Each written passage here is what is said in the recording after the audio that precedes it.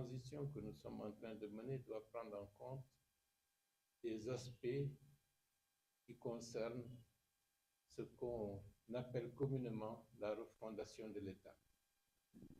Cette refondation de l'État passe en compte les questions sociaux, les questions économiques et bien entendu les questions politiques.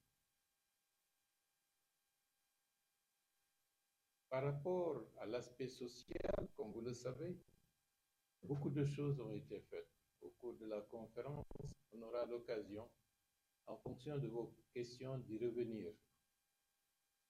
Sur le plan économique, il y a eu des transformations majeures qui ont été engagées depuis le 5 septembre 2021 et beaucoup de ces transformations structurelles de l'économie de notre pays sont en train d'être mises en œuvre à l'heure actuelle et dans quelque temps, je suis certain que l'impact pourra se ressentir à travers les différents agrégats de notre économie.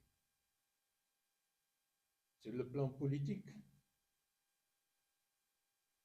certains estiment que le dialogue, l'esprit du dialogue, c'est simplement entre les autorités en situation de responsabilité et eux-mêmes.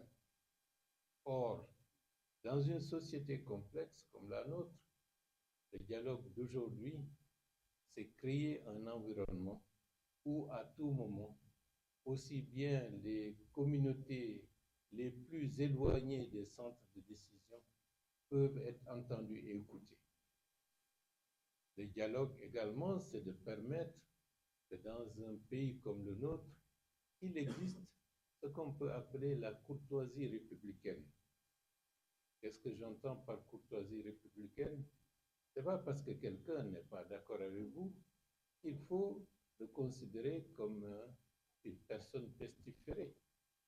Et je crois savoir que depuis un an, la pratique de la gouvernance a de ce point de vue évolué.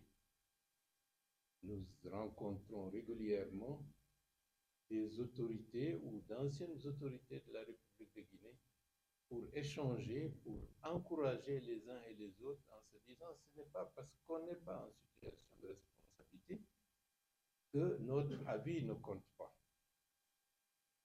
Les rencontres avec les anciens premiers ministres, pour l'essentiel, le plus grand nombre d'entre eux présents en Guinée répondent régulièrement à nos invitations et ne manquent pas, dans certains cas, d'apporter des propositions qui sont dans une logique de conforter les positions gouvernementales ou bien d'y apporter un élément supplémentaire d'approfondissement. Donc, de ce point de vue, je pense que ce sont des innovations qui permettent de savoir ce n'est pas parce qu'on n'est plus en place qu'on n'existe pas et qu'on n'est pas pris en considération. Le dialogue également avec la classe politique. Certes, ce n'est pas la grande messe de manière régulière parce que nous étions dans un contexte où il fallait repenser et rendre